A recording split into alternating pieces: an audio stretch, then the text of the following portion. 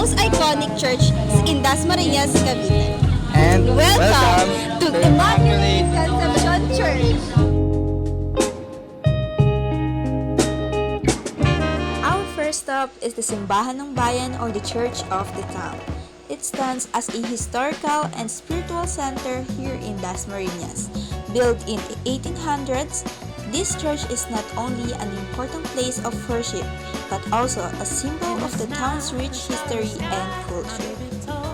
Look at this beautiful architecture. The church features a mix of traditional Baroque and neoclassical elements, which makes it stand out from other churches in the region. This is actually a part of the town's identity and heritage, and it's been here for centuries.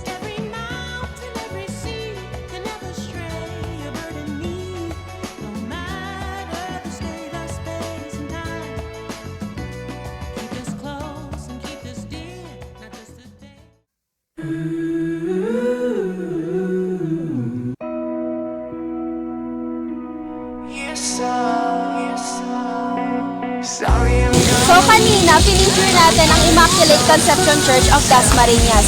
Ngayon naman, ipipicture natin at itutour namin kayo sa one of the most visited park here in Dasmariñas, ang Promenade de Dasmariñas. so hello, welcome to the Promenade de Dasmariñas. So it was called River Park way back 2018. So we used to come here and enjoy with our friends and loved ones sometimes, yeah. And hoping na makita nyo rin yung ganda na itong River Park or Promenade.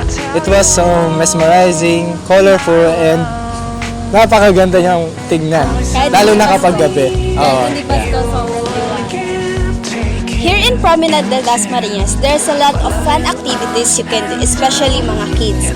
Dahil meron dito mga playgrounds na pwedeng paglaruan and it is safe. And also meron din mga chairs and tables na pwedeng pag-upuan like mga loved ones, families, and you can play there Uno cards. Meron din po sila dito mga slides and maze na mag-i-enjoy talaga ang mga kabataan. So, without further ado, let's go! The Promenade de Dasmariñas is a world-class public park located in Dasmariñas City, Cavite, Philippines. It was inaugurated in March 2019 and has quickly become a popular destination for residents to enjoy, relax, and exercise. The park was built on what was previously an unused piece of riverside land along Manubat Avenue. The city government of Dasmariñas recognized the potential of this space to create a beautiful and functional public park. The Promenade de Dasmariñas aims to bring back the old concept of a promenade where people can take leisurely walks, bike rides, and socialize. It is a testament to the leadership of Mayor Elpidio P.D. Barsaga Jr.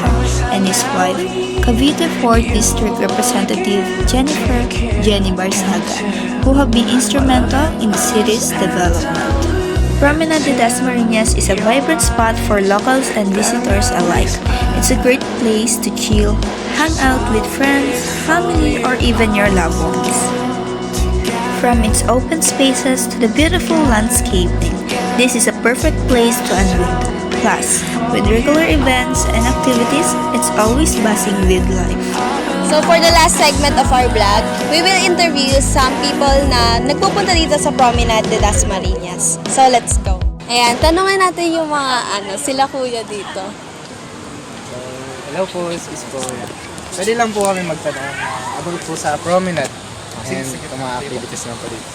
So, ang tanong ko lang naman po is, gaano po kayo kadalas pumunta dito and ano po yung mga ginagawa nyo activities dito po?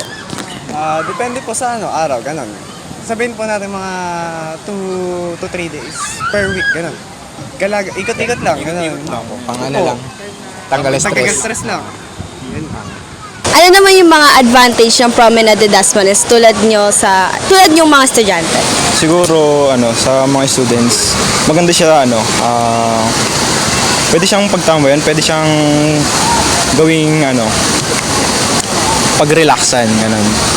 Pwede kang maglabas ng hinanakit mo kung meron kang Sama ng hinanakit. loob. Sama ng loob. Oo. Sigaw-sigaw ka dyan. Oo, sigaw ka dyan. Kung wala ka nang hiya, di ba?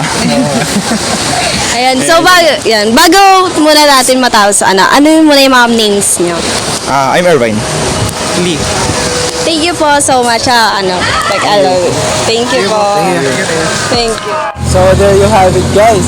We all witnessed the beauty of the church in Dasmariñas, Cavite, the Immaculate Conception Church, and also nandito rin po tayo sa isang sikat at iconic na park here in Dasmariñas, the Promenade de Dasmariñas. And Once again, I am Christine, I am Andrew.